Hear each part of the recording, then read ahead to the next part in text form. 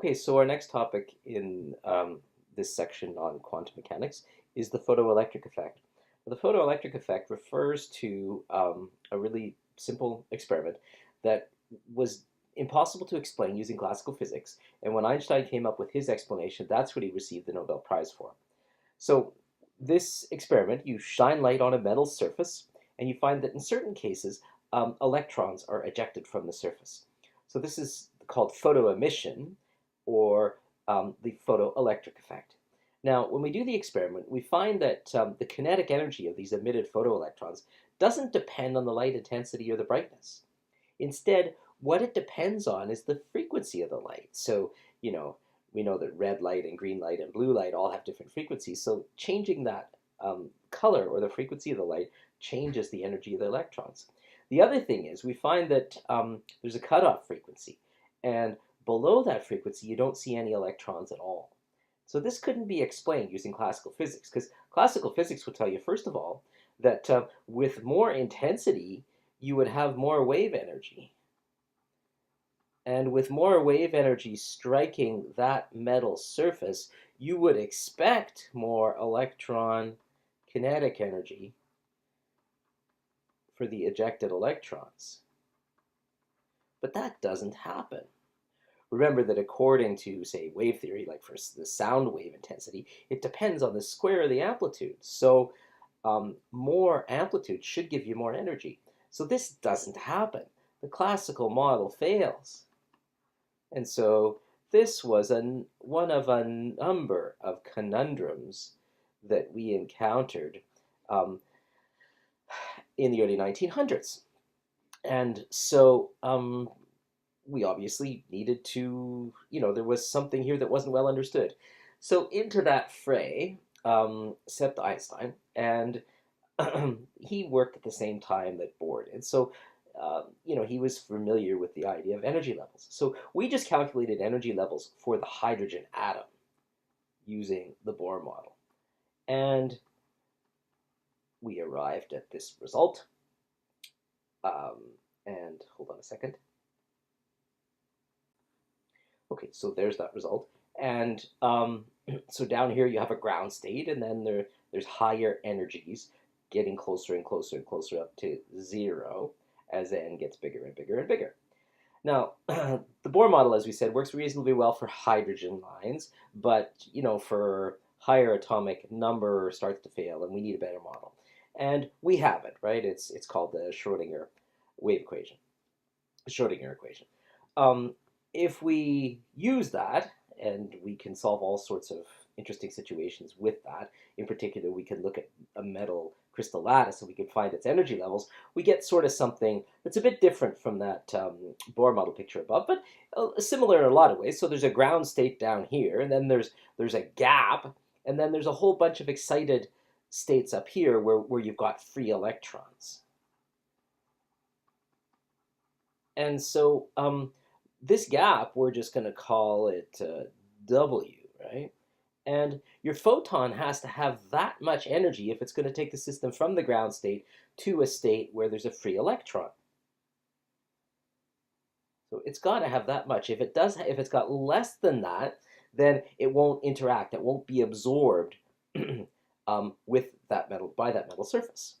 So if we think then about a photon that, let's say, does have enough energy incoming, then that photon energy, some of it could go to ionize the electron, and then some of it, what was left over, could be, say, taken away in kinetic energy of the electron, and whatever you had left over would probably heat up the surface a little bit.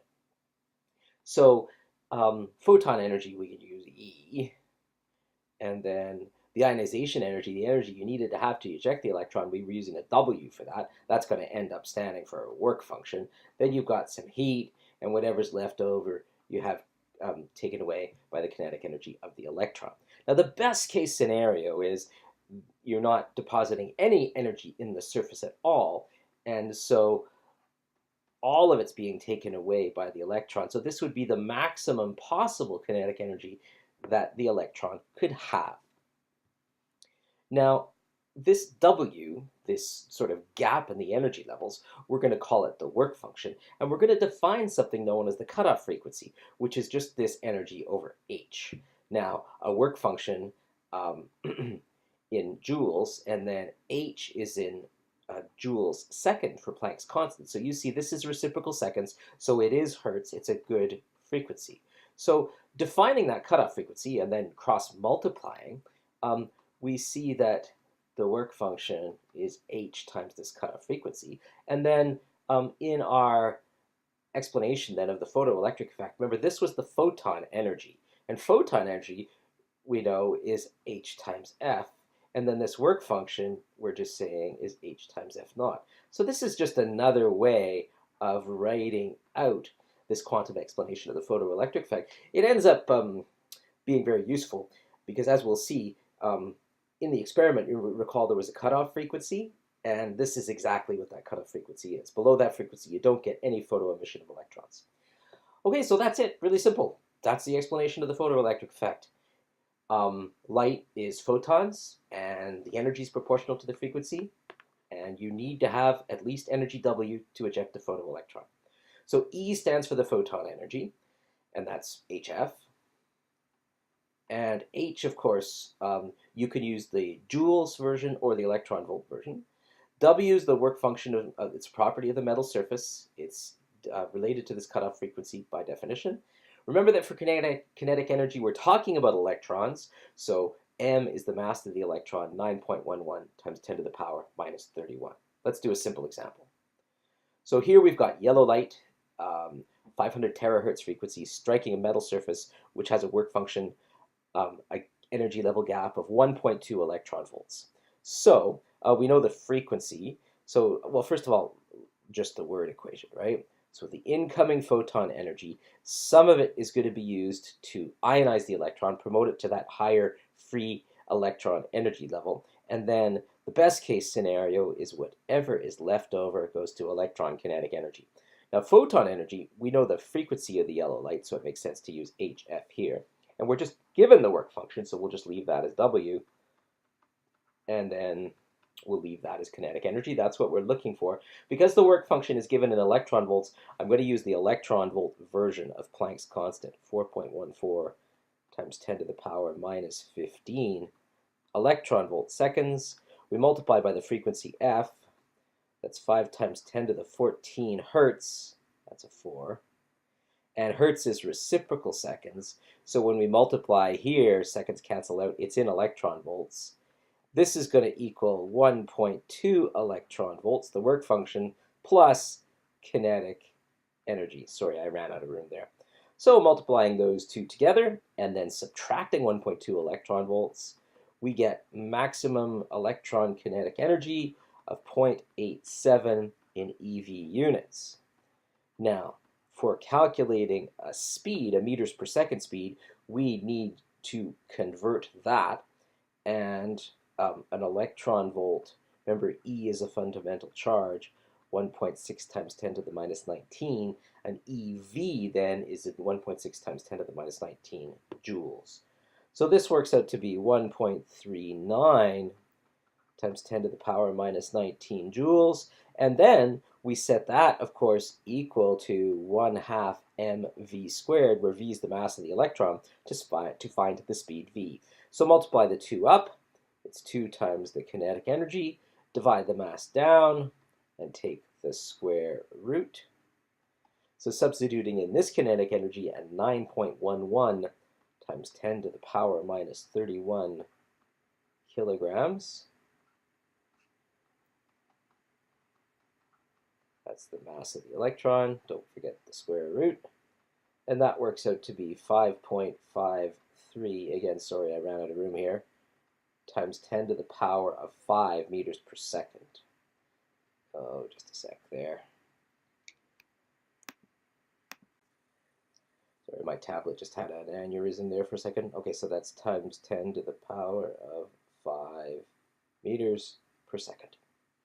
Okay, now we said that at the beginning that our actual experiment looked something like this. So the kinetic energy of the electrons, increased with the frequency of the light, but there was this cutoff frequency below which you didn't see anything. So let's take our model, quantum mechanics model, and try and relate it to that experiment. So first of all, we'll solve for kinetic energy. I'll just drop the max. And so that's HF minus HF naught. And so if this is on the y-axis and this is on the x-axis, then we see that, first of all, the slope of this graph should be Planck's constant. So this is one way that students in the undergraduate laboratory can get a value for Planck's constant, is by measuring that kinetic energy versus the frequency. You actually don't measure the kinetic energy, you measure the voltage in an experiment. And so that's interesting. So it is a straight line. The other thing we could do with that is we can just factor out the h, and then we can see that the x-intercept, when you get zero kinetic energy, will be exactly at when the frequency is this cutoff frequency. And the graph after that is going to cut below the below zero kinetic energy, which clearly doesn't make any sense because kinetic energy has to be positive. So that means just that the graph down here doesn't exist, and there is no ejected photoelectrons down here because your photon does not have enough energy. So I guess I'll just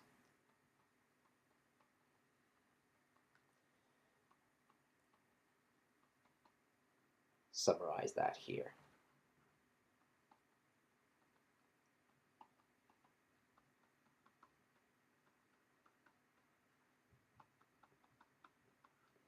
Okie doke. So that's our look at the photoelectric effect.